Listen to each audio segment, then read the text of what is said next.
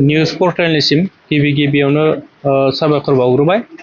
जों दिनै धेमाजि जिल्ला दुलाराय बाथौ गौथुम आरो सिमेन्ट बियाब दुलाराय बाथौ गौथुम जोङो जाय बे सिमेन्ट ओनसोलाव दैबानाजों लोमजानानै बावहाय रिलिफ केम्प थाफैदों बिथांमोनखौ जों बे धोरोम आफादनिफ्राय जों नायफैना नुनो मोनबाय जे सिमेन्ट हालामनि सिङाव थानाय बोरिमुरि गामिनिफ्राय बोरिमुरि आरो मासखुवा गंनैजों गं 50 नखर आरो सनालि सापुरनि गंनैसो नखर गासै 145 नखरा बे रिलिफ केम्पआव दंफैयो जों नुनो मोनबाय।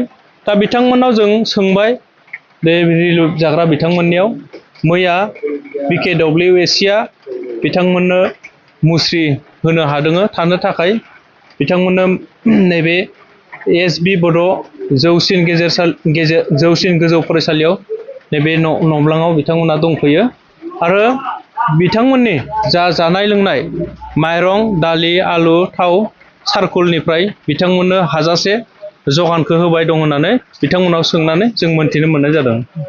आरो जों खावलायनो नागिरो जोंनि माहारियारि आफादफोर आरो सार्कल आरो जानाखि दानि आसाम सरकार बिथांमोना बे दैबानाया जोबजासिम बिथांमोननो जानाय लोंनाय गाननाय जोमनाय जानाय थानायनि बेबस्थाखौ जाहाथे खालामनानै होयो बेखौ जोङो धोरोम आफादनिफ्राय बिथांमोननिसिम गुरैयै खावलायहरनाय थाबाय।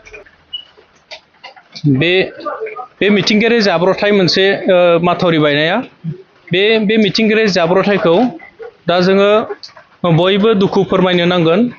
बिदिया जोङो रावबो हमस्लाबनोबो हाया आरो लोगो बेखौ जोङो दैनि जानाखि दैथुन बेखौ जोङो खमायनो हानायबो राहाया खम। दा बे माथावरि बायनायनि जाहोनाव जोंनि माखासे गामिया जे गोबां खहा जालांबाय दै लोमबाय ओंखाम संजानो जायगा गैया दाउ अमा थानो जायगा गैया जालांबाय।